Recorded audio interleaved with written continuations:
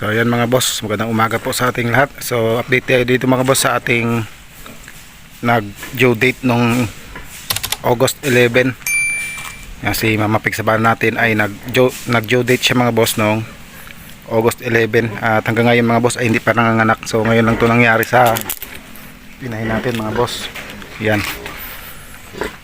Yan mga boss, si Mama Pig sa bahay natin. So hindi siya nanganak mga boss nung August 11 at overdue na siya ng 4 na araw. So nasa 118 days na siya ngayon mga boss.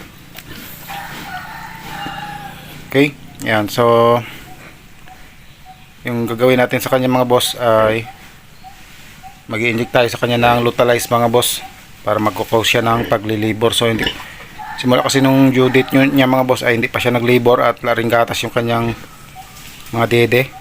At yung mga bake mga boss ay gumagalawat pa naman sa ating inahin, sa loob ng tiyan ng ating inahin mga boss. Yan yung update natin sa inahin natin. Hindi nanganak nung August 11 mga boss at ngayon ay August 14 na yata. 15. O mga boss, August 15 na ngayon at hindi pa rin siya nagli-labor. So 118 na to mga boss ngayon. So yung gagawin natin mga boss ay injikan natin siya ng Lutalize para magko-cause siya ng pag-labor mga boss. So after natin mag-inject niyan mga boss, 5 to 10 minutes ay magli-labor na yan siya. So injikan muna natin siya mga boss. Gumagalaw pa naman yung mga buhok niya mga boss sa loob niya siya. At sobrang laki ng mga arit niya. Ang problema lang mga boss ay li-labor. So injikan na lang natin siya mga boss.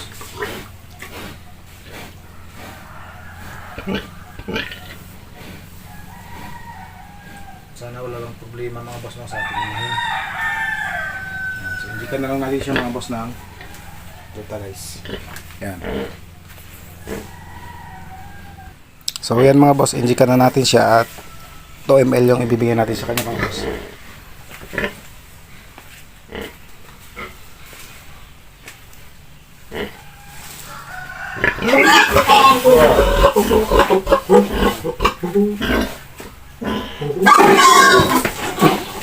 Mga boss, naka-inject na tayo sa kanya mga boss. Naka-inject na tayo sa kanya mga boss ha. 2 ml na binigay natin sa kanya mga boss.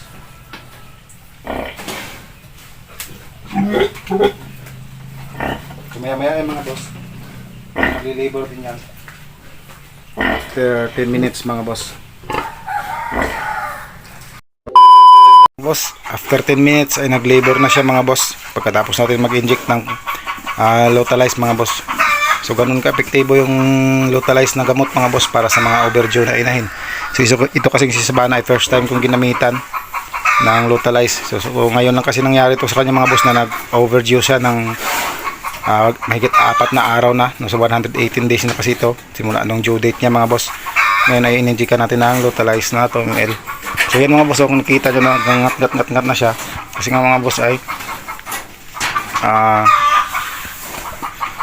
nagli-labor na siya mga boss at tingnan natin yung gatas niya mga boss kung sirit na.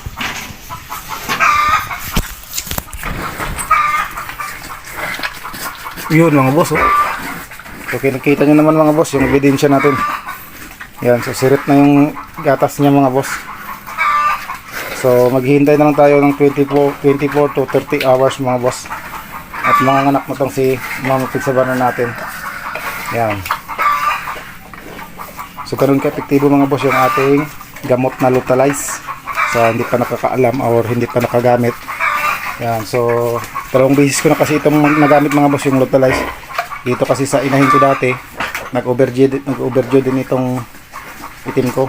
Yan si Durok Pit Tray natin ay nag-overdue din ito dati at ginamitan ko ng Lutalize pero ano pa rin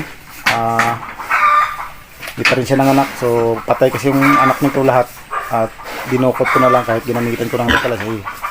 Dinukot ko na lang mga boss kasi lahat yun ay mami-fied piglets. Isa lang yung buhay pero namatay din. So ito yung ginamitan ko ng Lutalize dati. So ngayon ito na naman si Mama Pig sa bahay natin.